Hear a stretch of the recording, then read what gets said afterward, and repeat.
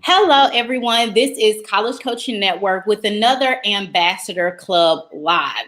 So today we are honored to have with us Miss Keandra Jackson Nash of J Nash Consulting. She has been in the nonprofit sector for more than 20 years and has a wealth of knowledge about social and emotional health for youth. So today's topic we want to talk about in this Ambassador Club is youth, social, and emotional health during the 2020 pandemic.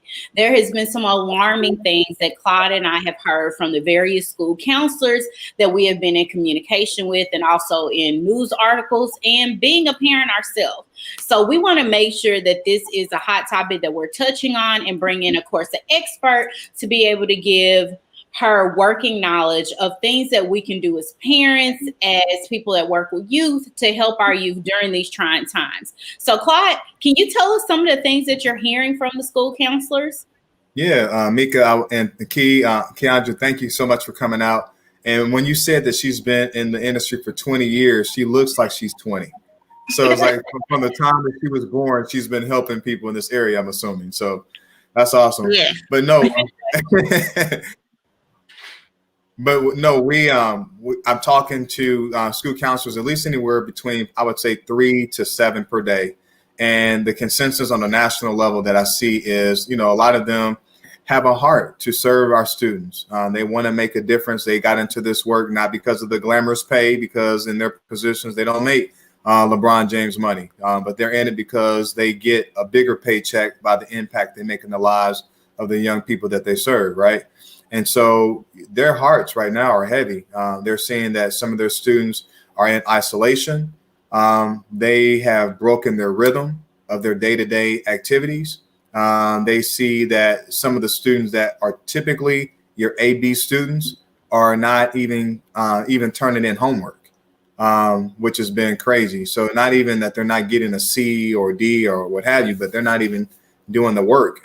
We've seen that there's been an increase in students that have to now enter into the labor force to try to help their parents cover the financial devastation that's happened because of this COVID-19, where some families don't have employment. They've been furloughed or what have you.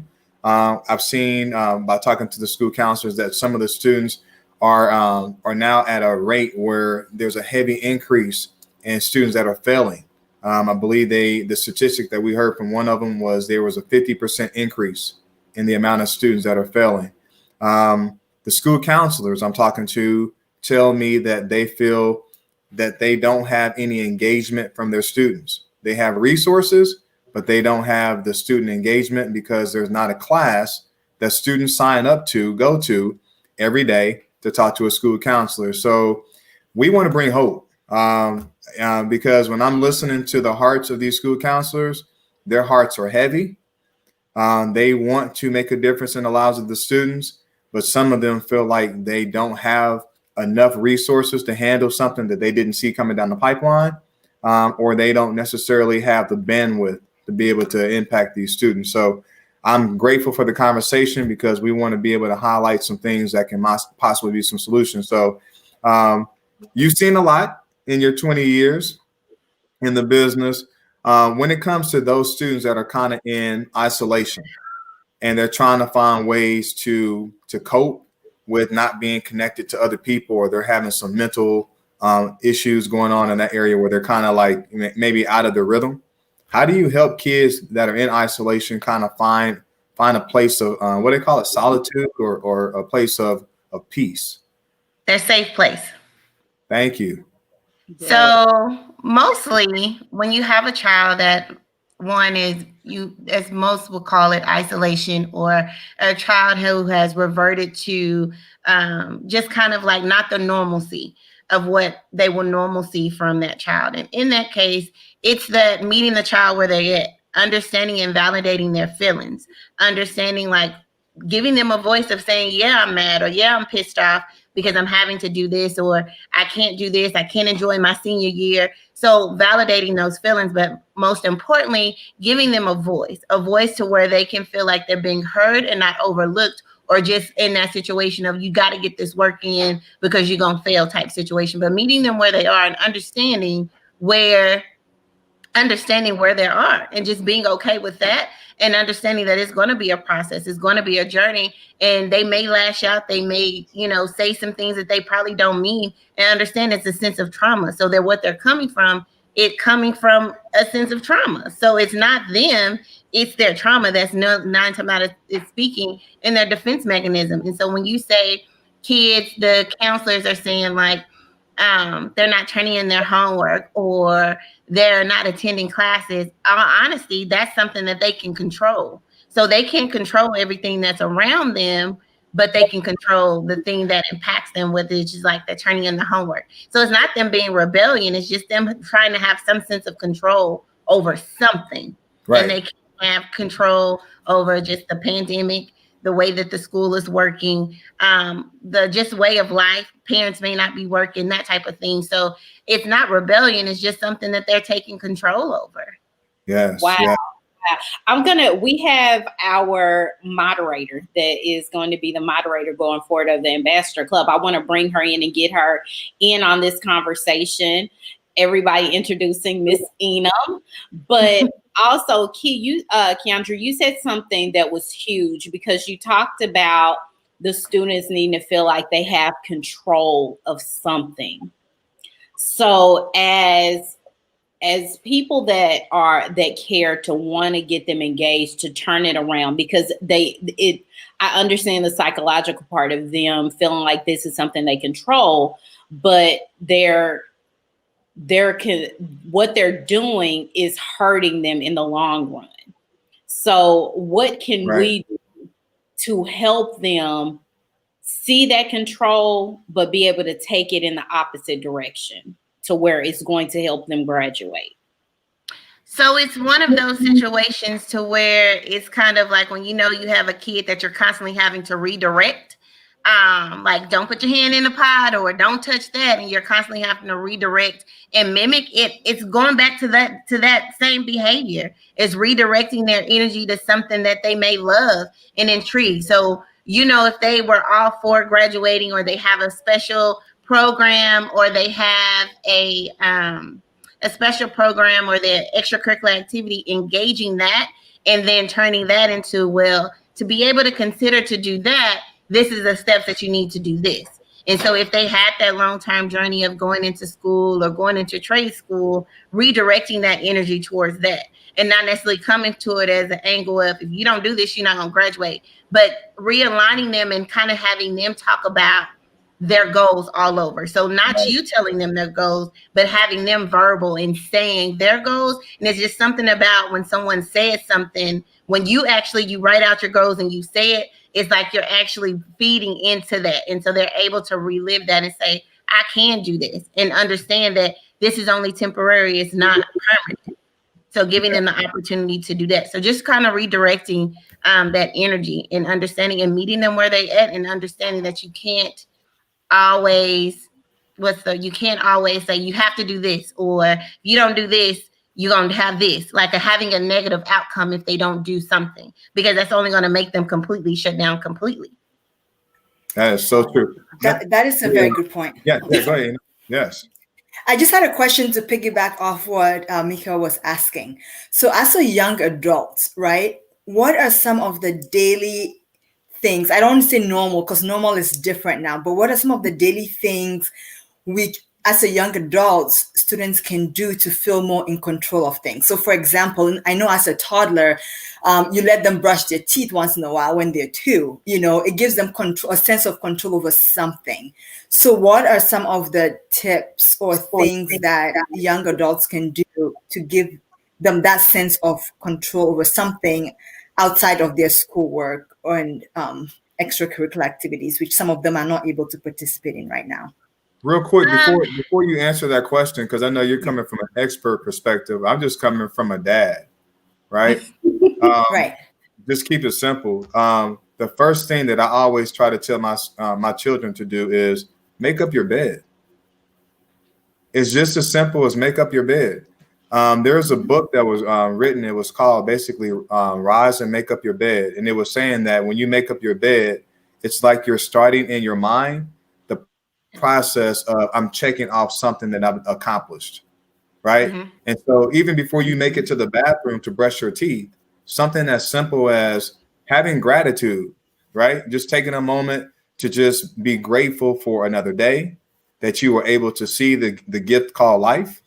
And then moving from that, check off that, being well, like just say one thing that you're grateful for or two things that you're grateful for. And then from that moment, let's move over into making up the bed, right?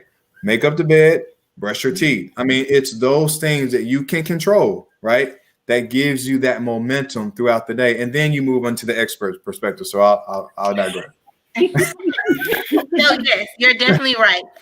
Creating a system so where they're actually able to, like you said, cross things off of their list. So if it's I'm homeschool or I'm virtual learning or I'm going to school, but it's just kind of not the same because all my friends are not there, aligning your steps to what it would typically be. So like waking up, making your bed, breakfast, all of those wonderful things, but to go back into like the social emotional part of the young adult, really feeding into themselves and pouring into themselves. So when I say that, one of the things that I've learned over the last couple of months is giving yourself affirmations, having yourself give yourself affirmations. You say those affirmations, those affirmations, but then on top of that, you're writing those affirmations down. Once you write those affirmations down, the next day in a journal or evidence, you can create an evidence journal. And so what it is you're knocking off those things. Well, if it's like, I want to lose, I want to increase my GPA. So in that process, that next day to align with your, I am smart, I'm brilliant. You're saying, how are you smart? How are you brilliant? I've researched college, I've researched my major.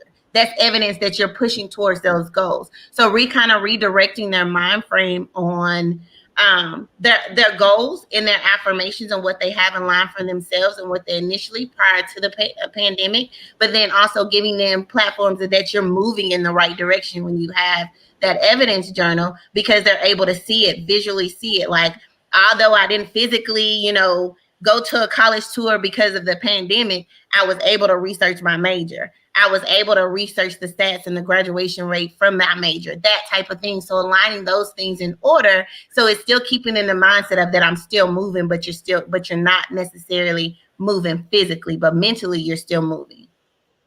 That's all right. I know Mika's a life coach, and you got something you want to add to this. I already know. I can see your wheels turning. So I'm going to ask this question more so to you, Mika. All right. So being that you're a life coach, and Keandra just said affirmations. One, can you break it down to the simple, what affirmation is? Because some people don't understand. Like, you gave a couple of examples, but they still don't understand the genesis of what affirmation is. And then from a mental standpoint, can you elaborate from a life coaching's perspective why it's important to go from your head? Because Keandra didn't say that you think about your affirmation. She said you speak your affirmation. Right? Mm-hmm. So why is it important for it to go from your head to your mouth? Can you elaborate on that? Yes, that's good, because I definitely, my brain was turning as Keandra was talking. So when we hear the word affirmation, it's funny that everyone has brought that language. Affirmation is in words of affirmation, because to affirm means to actually take action in a process, is what affirmation means. So what it does when you speak those words out loud, you're putting them into action. Even though you may not physically see it, you're beginning the process of manifesting those words into action, thus it being titled an affirmation. And only the things that we speak can we even begin the process of attaining.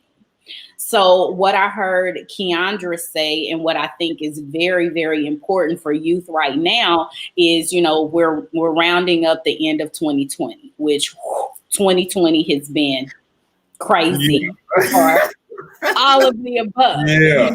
I could only imagine the pressure of being a student right now.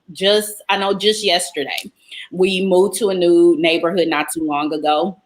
And my son has made some friends with some of the kids of the street, but they go outside with their mask on. They still try to social distance. But we had him to come in. He's like, "Oh, I'm so sick of this, of the pandemic. We just can't be kids." So hearing my son even feel that frustration, because students need to feel that social and emotional and the connection with being with other people. So what Keandra said is moving forward mentally. With the year ending, one of the things that I do every single year is do a vision board. And I think that is one easy thing that kids can do, whether it's you can make one virtually on your phone, or I like to make mine on a board so that I can physically look at it every day.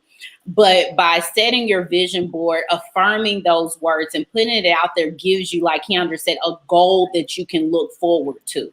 So with 2020 getting ready to end and 2021 coming, with the pandemic, life isn't stopping, right? But you want to be able to still be in motion, like Keandra says. So putting those things out that you still want to achieve so that you can mentally take action to get to those steps daily is important. Yeah, that's good. That's good. Enum, I know we are going to be leaning on you to do a lot of moderation as we move forward. You have young children, Right. and I know your young babies have been impacted by the pandemic too. What have you done? Because when they're younger, you have to kind of set their agenda for the day, and you have to kind of get them reared into being organized. What have you done to keep them kind of on a set schedule during this pandemic? So I have 3 children. My oldest is 12. She's the only one doing remote right now. Our school district actually has in-person for elementary school because my youngest are in kindergarten. And when the pandemic first started in March, they were in preschool, and I had to homeschool them in preschool. It is not easy. After a month, I'm like, you know what? We're life schooling here. We're going to do things. We're going to do chores together. So my point is, like, for the younger ones, when they were at home with me, it was looking at education from a different perspective, right? They would not, and they're twins, and they're like feeding off each other, and they will not sit down for class. They would not sit down for anything. And so we just took it outside. For numbers, I sent them out, they collected pine cones. And then I did like little buckets, and they would play with that and count it out for hours, but they would not sit in front of the computer. So finding innovative ways to learn, And for my oldest, she is pretty self-disciplined. So she will attend her classes, but it does get to her. So we take walks almost every day. Like getting your body moving is crucial, especially now, because that is the one thing we can do and we can really control. And so she walks when she gets stressed out and frustrated, having a sounding board. Sometimes it's not me or her dad. Sometimes it's her uncles and aunts. Having that really strong support system has been very important outside of the academics, and coming up with a schedule for her classes and when she can do things, and taking a break. When you're exhausted, take a break. It is good for you. It is okay. Don't let anyone ever make you feel guilty about taking a break in moderation. Like, you can't take a break for like a whole week, but take a break for a few hours in between things. So those are some of the things that we've done. Just try to look at learning in a different way, and how you as an individual learn. It's very important. And this is a good time to kind of get in touch with that as well. So yeah, I know I went roundabout, but those are some of the things we've been doing. It's different things, different age groups. And yeah, it's been an interesting learning experience for sure. I think those are excellent tips, Enum. Like, those are like really good tips. Taking that mental break, and I could only imagine it, like having kindergartners, because I know Keandra laughed because she went through the same thing. It is quite different. Woo, it is. Quite different. So some of the other things that I want to touch on, because we definitely was able to provide tips. Two of the heavy hitter things that we are hearing from school counselors is the attendance issues and the student engagement. So, Keandra, I know that part of your professional background was working with trafficking victims, and you had to reintroduce them to get them back into the school system. And I could only compare the two now with students having the attendance issue. It's totally two different ends of the spectrum, but I'm sure there's skills that you had to use to get them re-engaged with wanting to attend school. So what are some of the things in your professional opinion that can be done to help improve the attendance rate and also student engagement? So one thing that I would say you would have to do is you have to build a team. And all in all, kids want to they're kids. They want to feel supported. So in that school, it has to be not just the counselor rooting like, you got this, attend school. It needs to be a family. It needs to be the from down to the janitor all the way to the principal. Everyone needs to have that same language as far as like rooting for those kids, that even if they are kids that are the problem kids or the kids that were most likely, fell in it before the pandemic, but you still need to have that still morale around all kids and seeing that they have a support system. Because what people don't realize is some of these kids that are coming into school, the school is their safe haven. So if they have one or two teachers that are invested in them, they're most likely going to want to, attend school. But if you know for this year that you don't have that teacher, or you only see that teacher every bit, or because how the school district changed a lot of things where you have, certain teachers teaching virtual, certain teachers teaching in person, that teacher may not be that child's safe haven for that moment of their school district. So now you've ripped somebody that they believe that was their person, their support system. So if the entire school has the same language as far as being that supportive family and that covenant around that child, I think definitely you'll see the attendance. It doesn't always have to be the counselor. It needs to be more than the counselor. It needs to be everyone that's coming in contact down to, like I said, the janitor, the lunch lady. Everyone needs to have that same tone or that same spirit when it's going around and talking to these kids, because it's the safe haven piece, the supportive systems, that type of thing that the kids are looking for, especially in this time, and especially if their home life is not the best. So if they're not getting support at home and they're not getting supported at school, what do you think they're going to do? They're going to run to somebody that's going to give them support. And 9 times out of 10, I'll be looking at them in my professional role. So giving them the opportunity and starting setting up those tools in the schools, and the teachers is understanding that, meeting the kid where they're at, understanding that they may be lashing out or whatever the case may be, but that's their trauma. And everybody's saying, oh, it's, certain types of trauma. Everyone in their life have experienced some type of trauma, whether they wanted to address it or it's that underlining under those covers type situation. Everyone have experienced some type of trauma. So being placed in a situation to where the pandemic is now ripping those Band-Aids off and that trauma is exposed, your responses are different. So the way that you respond to children needs to be different across the board, not just the counselor, who is trained to speak in the social emotional the world, but it needs to be trained for all of the faculty that's dealing with the youth moving forward. Needs to have that role in that conversation. It's a community. It's definitely a community. Definitely a community effort. I saw your brain. It's funny. We feed off of each other. So while Keandra was talking, I was thinking about being present. It's one of the hardest things for a parent, for a teacher, probably a school counselor now, because they've got so much on their plate and they're trying to, talk to the parents and find out from them, is there a reason why your son or your daughter's not engaged right now and not out here, doing their homework? But they don't want to come across offensive because you don't want to ever upset a parent. So you got to be a politician and how they're communicating to, to the parents, but yet you still got to be a cheerleader and try to be that for the student at the same time. So, and then the parents, we've never had to parent through something like this before.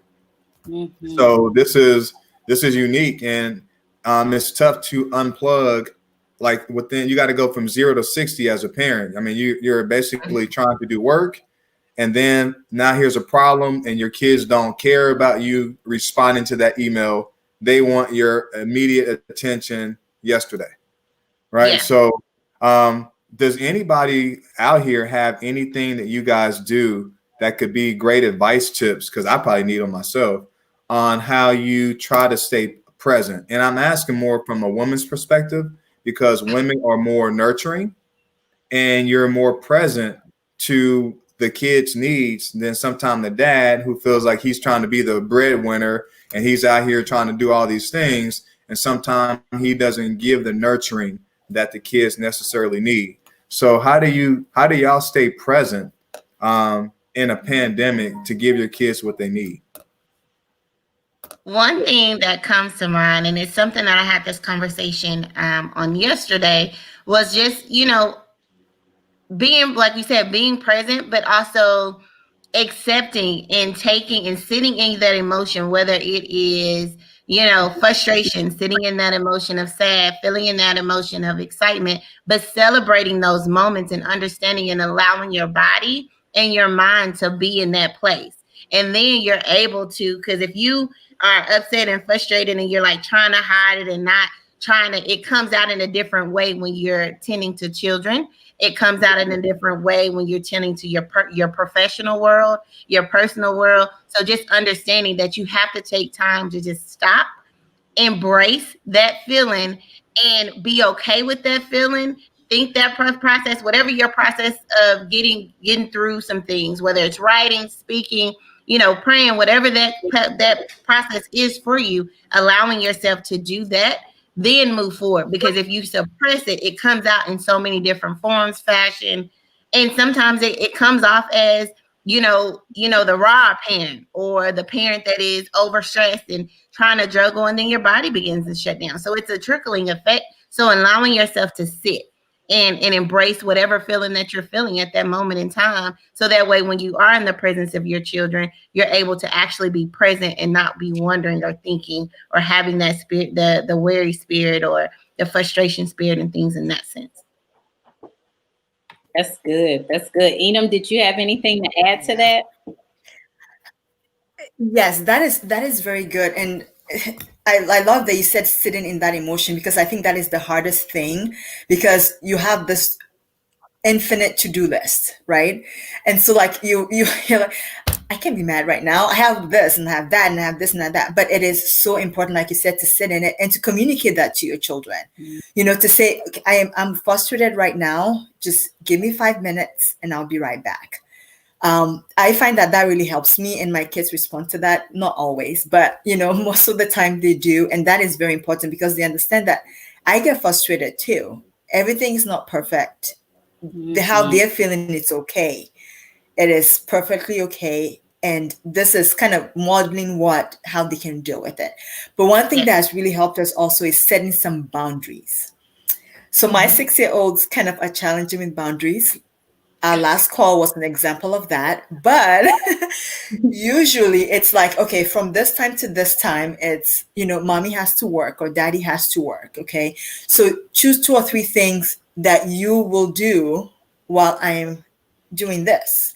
And then as soon as I'm done, they like to set timers. So we set a timer for like an hour. So right now the timer is set for 4:30. So at 4:30, they're going to come running in here. But it's like at X time, I will come do this with you, and then we talk about it and plan ahead of time, because at least for my kids, it gives them that sense again of control.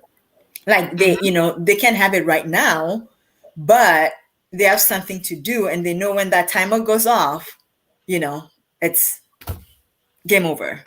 Whatever mommy's doing does not matter anymore. We're here. We're doing this. So yeah, Love on me. For us, that's exactly. that's what helps. I think that's good. Look, I'll take the kind of lighter approach of it. My baby girl, she is virtual learning, like from 7:45 to about 3:10, almost continually all day except lunch. So she is literally online all day. So I try to break up her monotony and just, whether it's telling a silly joke, which I did today, and she told me that I was lame, or I'll walk past her and like dance and she's like, Mama, stop. So I tried to like pop in and do little silly things to let her know that I'm still there for her, or hug on her, or, something, because it is hard for kids they're isolated. So where they got to be social or let off energy by running around and talking to their friends, they still need those touch points to know that someone's here for me. And I think that goes back to what Keandra said, is taking the entire community to be there for them. And so hopefully that kind of answered the question, because everybody had great feedback. One thing I wanted to touch on right quick before we closed out today, and then we'll bring it back and close it up on a lighter note, but I definitely wanted to touch on it because right now there's been multiple reports and seeing the news, and of course our kids are seeing it because we're in a social media world and news is accessible in every way. But youth suicide right now is on a climb.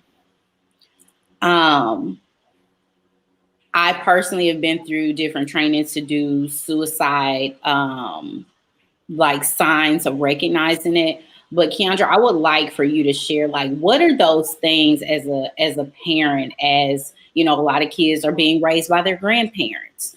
And also in the foster care system. What are some signs that we can look for youth suicide to try to curb this issue? Because to have a baby take their life is one of the most tragic things. But with the pandemic and everything that's going on, it is a reality that we're facing right now. One of the things that I definitely can say is just listen. Be quiet. Sometimes parents are like, rah, rah, rah. Like when a child is doing something for attention or doing, misbehaving or rebellion, we're quick to say that's a bad child. We're quick to write that off as a bad behavior, not realizing that it may be a cry for something else. So paying attention to those actions in a different way. Definitely open communication. I think a lot of things are, when it comes to youth suicide, is that they don't feel like they can communicate or talk to anyone or no one understands them. So, and it's as a parent to have to read a letter, a letter from their child who has committed suicide and saying that I felt like I couldn't talk to anyone. That's heart punch. That's a punch in the stomach. So understanding that it's okay to have those uncomfortable conversations and okay to just have that open door policy where they can tell you anything and not feel like they're being judged or feel like there's going to be a negative outcome from them just being them or for them being saying like how they feel. I know I get a lot that my son is very vocal. I was just telling Mika just now that my 5-year-old, I think I raised something that I'm not ready for because he's very vocal. And sometimes it takes me back of saying like, now I have to will him back in. So understanding that, it's okay to teach them to be vocal and have that open communication and look for those signs. Look for those, the ones that's wearing the long sleeve shirts. If they were bubbly at first and now they're sheltered and they stay in their room and they're always, head down, not really making eye contact, don't want you in their personal space, not wanting that feel touch kind of relationship. And that's what they had previous. Looking for those signs, looking for those, like you said, those changing in behaviors, the behaviors where they were, very active in school. Now they pulled out in school. So not necessarily saying like, why are you dropping out of everything? But most likely just saying like, hey, like what's going on? I noticed that, you're not attending PE anymore. You're not attending music. You used to love music. Like what's going on? What made you not like it anymore? What's your new fave thing to do or things like that? But addressing those conversations and just kind of getting to know your kid. A lot of these kids just want to be heard, and they want to be able to give a voice. So giving them that opportunity to be heard and giving them a voice is a great way to prevent youth suicide. And then also another big thing, if you know you have a child who has attempted suicide before and wasn't successful, not sweeping that under the rug, but addressing it head on and providing them the tools that they need. Regardless of you feel embarrassed or you don't want the family to know or X, Y, and Z, you still need to be able to provide them with that, the help that they need, whether that's therapy, whether there's like intensive care that they may need, but understanding that, you know, it's not just going to go away. You can't just pray it away. You have to do the work, and providing them with the work. And it may not just be the child that needs to do the work. It could be the family. I am a believer that to heal anything, it has to be holistically approached, and you're touching every angle. So when schools are saying like our attendance is down and, you know, suicide rates, or, you know, kids are not attending school, what are we doing to get engaged? Not only the student, but what are you doing to engage the parents to make sure that they are involved? And that type of thing, because once a kid see that their family is engaged, they're going to follow. That's good. That's good. I think, Enam, you had a follow-up to that. Yeah.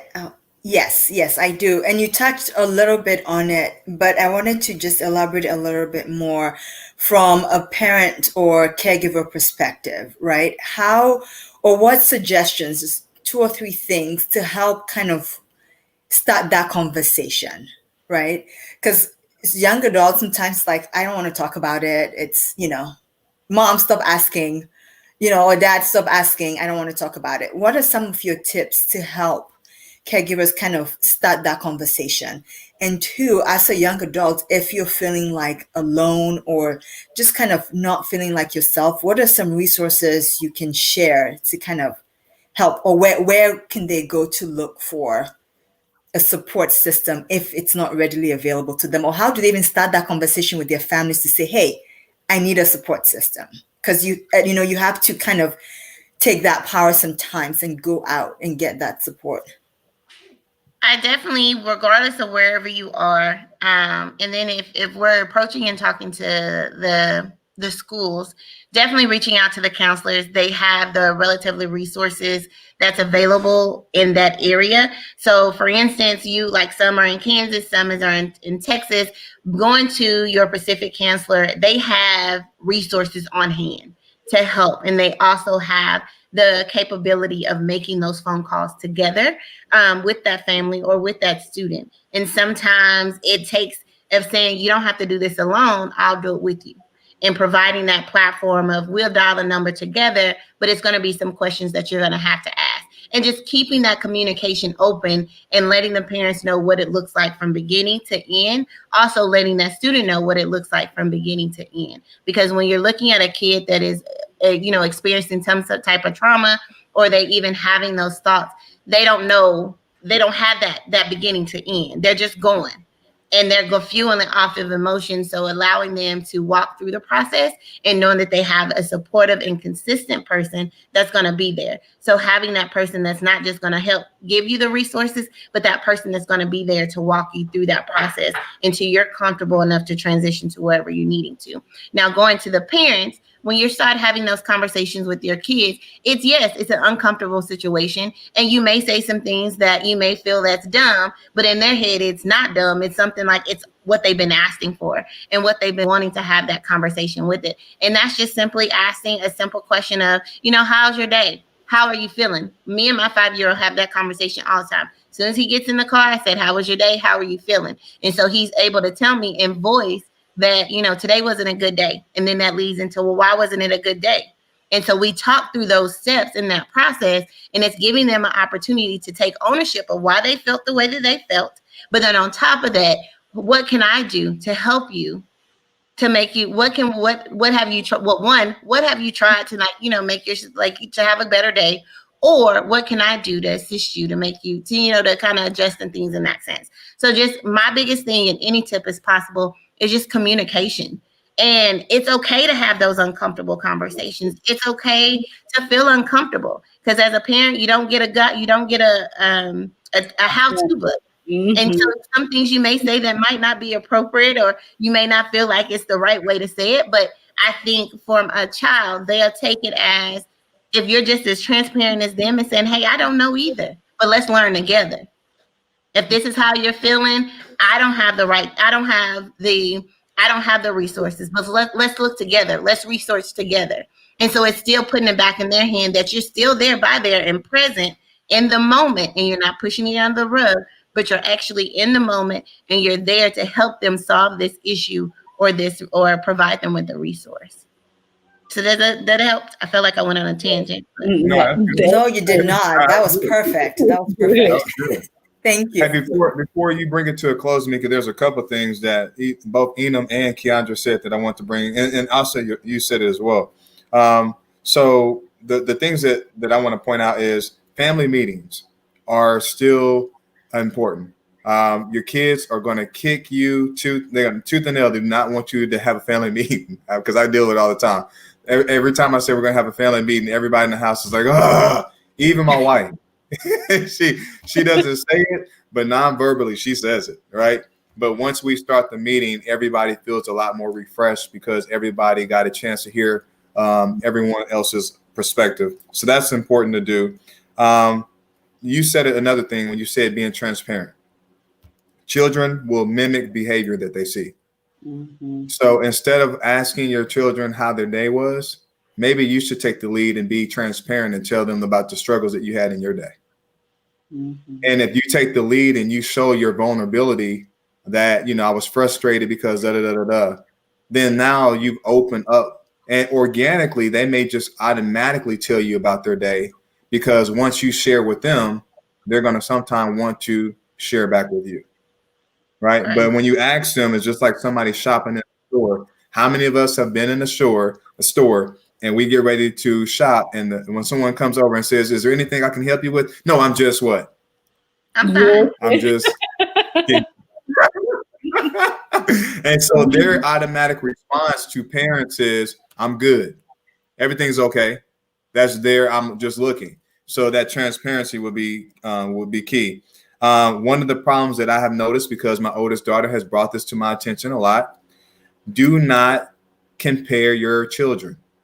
If you have multiple children. In this pandemic, one of your children may thrive with this computer and the other one will not, because they want to have social and connection and interaction. And there's different learning styles. There's kinesthetic, there's hearing, there's visual, there's all that. And so some kids will thrive, some will not. So it's a cop-out, I'm just pointing at myself here, as a parent to say, well, such and such is okay. I don't know what's wrong with you, where your kid is like, no. We're all different. Thank you very much.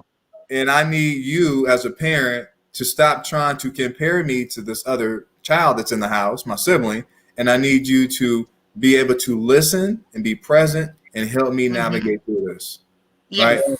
So, and the last thing, yes, you got to be present. And the last thing that I'll throw out is deny, I'll say this again, deny behavioral isolation changes. Mm-hmm. Right? I don't have a degree in this, but when you start seeing your kids closing the door, or you start seeing them putting their little iPods in or whatever, and they're trying to isolate themselves from people, deny it. Get all in their Kool-Aid and talk to them and make them laugh and get in their space, because I'm telling you, when you start allowing your children to get isolated, that's when you start allowing the door to open up to some of the things we talked about. And we don't want our babies to be statistical. Exactly. So I'll pass it over to you, Mika. I'm done. Yes. So first of all, I just want to say, out in the comments, I did post the National Suicide Prevention Lifeline phone number. That one is a national number. But again, if you are a family whose student is struggling with these things and you just don't know what to do, that number is available. Or also, Keandra mentioned about contacting the school counselors. We have talked to enough of them to know that their hearts are so pure in wanting to help the students and families. That if you call the school and be like, hey, can I talk to the school counselor? I need some assistance. They're there. They want to help. ladies and Clyde, I am so ecstatic about having this conversation, because this conversation went in so many different directions, but the social and emotional health of our babies is critical and important. And in times like these, none of us could anticipate this pandemic, let alone it lasting this long. And who knows where the end is going to come. So again, our mission with College Coaching Network is help, guidance, and community. And community being a big part in everything that I heard everyone said, that it takes a village. It goes back to that age-old saying, it takes a village to raise a child. And in times like these, it takes a village for all of us to function. But the social and emotional health of our babies are extremely important. So we hope that there is something that was said that is going to help you, if you're a school counselor, if you're a parent, if you're a student, navigate better through this pandemic, because none of us have all the answers.